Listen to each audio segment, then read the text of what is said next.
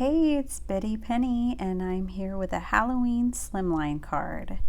So I am using a digital from the Not Too Shabby shop, and here I'm going to show you just a basic number 10 envelope and the card base and dimensions that I came up with that fitted so nicely. So here they are. You might take a screenshot and save that if you want to try it yourself, and those are just like standard business cards from Target.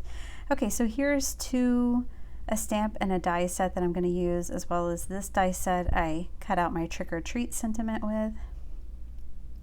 I'm showing you here, this pumpkin's about 3 inches by 3.5, just to give you a size perspective in case you have this honeybee stamp set from last year.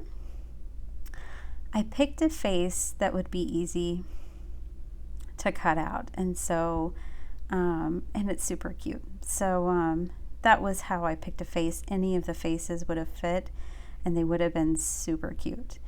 So I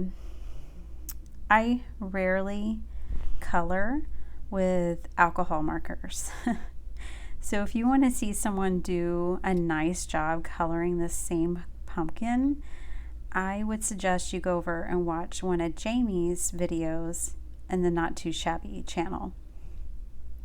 She does like an expert job with Copics, and I do a very rudimentary job with Spectrum Noir.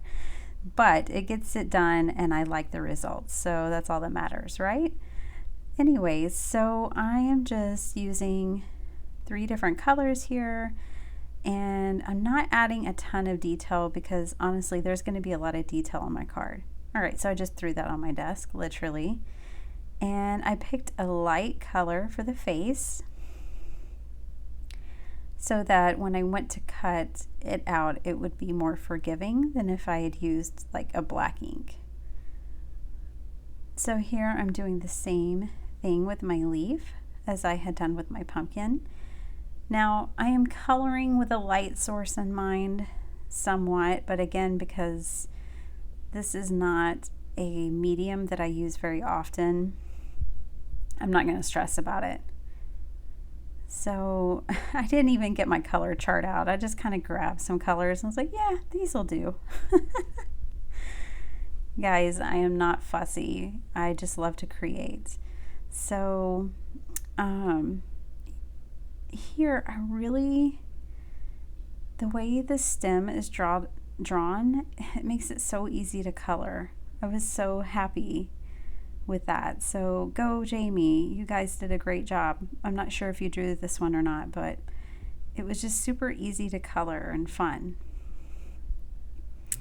All right, so here I'm just going to finish this up.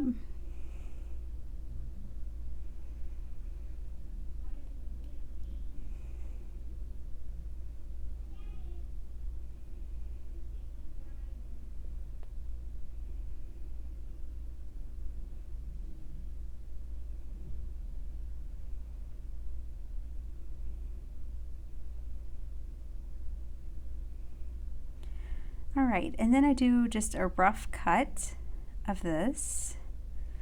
And now I'm going to bring in this small little Fun Stamper's Journey cutting mat. And I had gotten this in a recent haul, and I bought it so I could do exactly what I'm showing you here. I can easily just spin it around to do teeny tiny little cuts, and I love it. I've used it so many times. I'm so happy I purchased it, and it was really inexpensive.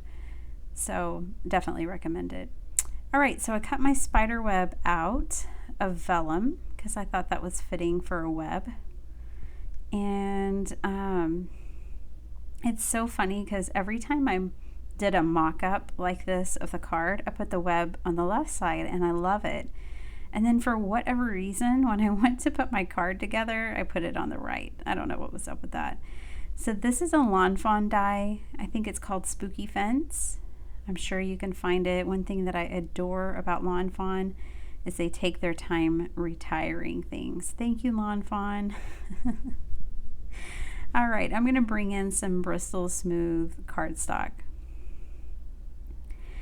And for the dimensions of the Slim card, I could actually get 3 panels out of that one sheet, so that was really cool.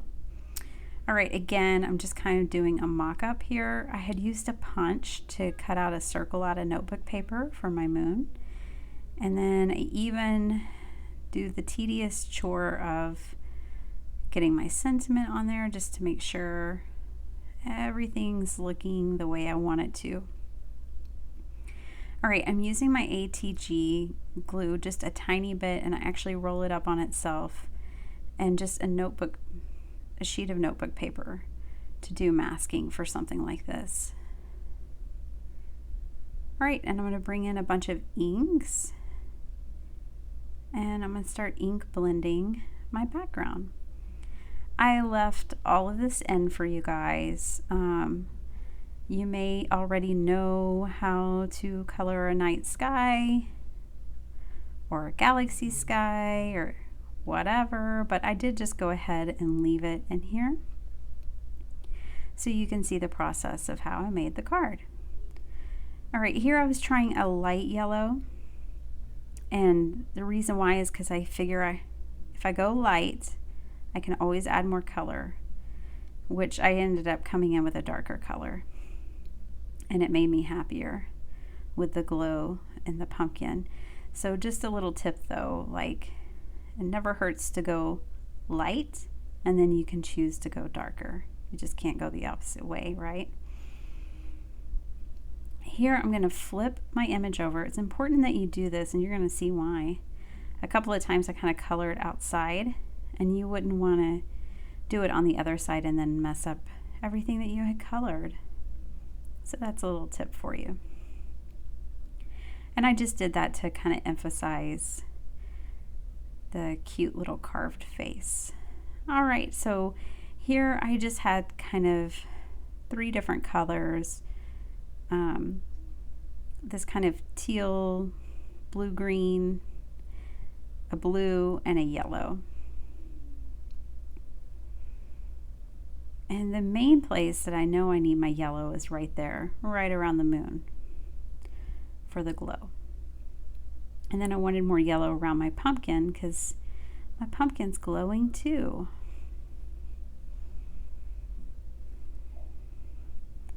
All right, so this always looks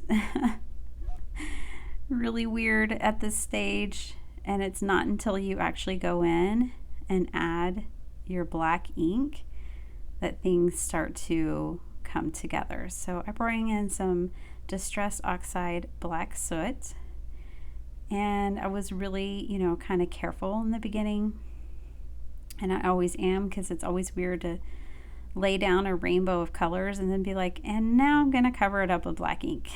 So I tend to always go conservative at first. I didn't get the best blending on this Bristol Smooth. Not like I thought I would, but it's all good. So there's a few like darker areas, but it all works in the end. I think it actually turned out really lovely overall. So this is how I know to do like a night sky or a galaxy sky. If you have other ideas, I'd love to hear it in the comments below. But this is kind of how I do mine. And it's never complete until it has plenty of like splotchy splatters. So here I'm just spraying water, since this is oxide ink, and then I'm going to soak it up a little bit. But that's never enough for me. I'm going to bring in some Perfect Pearls, and the color is turquoise, and I'm going to mix it with a little bit of water on an acrylic stamping block. And then this is just an old box from a Spellbinders kit, and I'm going to use it as my splatter box. Make sure you cover up that Perfect Pearls before you start splattering water everywhere. And I'm going to have a bunch of turquoise stars. And in the video, you know, like with most iridescent or pearlescent things, you can't really see a whole lot, but in person, it's just lovely. So my card base is dry now, and I'm using an adhesive eraser to go ahead and get that ATG glue off. It's not hard.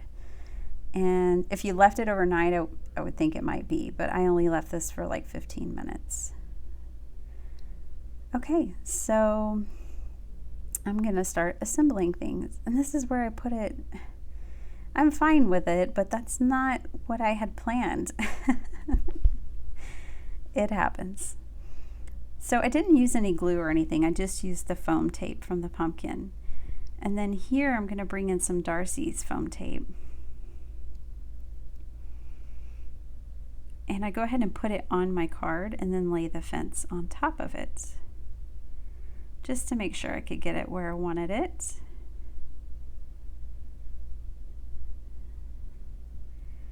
And then I'm gonna start putting these on.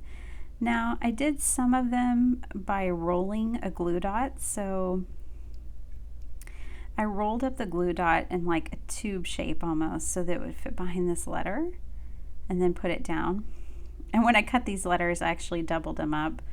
And that one I just hadn't quite glued enough the first time.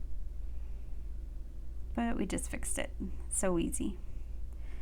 So again, you can roll it right there on the packaging. And I'm kind of showing you. And you just roll it up and it sticks nicely. So that is one way to adhere your letters if you don't want to deal with glue. Okay, so now we need to tackle the inside. So I had cut another vellum web, and then here I brought in felt. And I'm gonna have a fuzzy little felted spider inside this card. My husband can't stand spiders, but they actually don't bother me.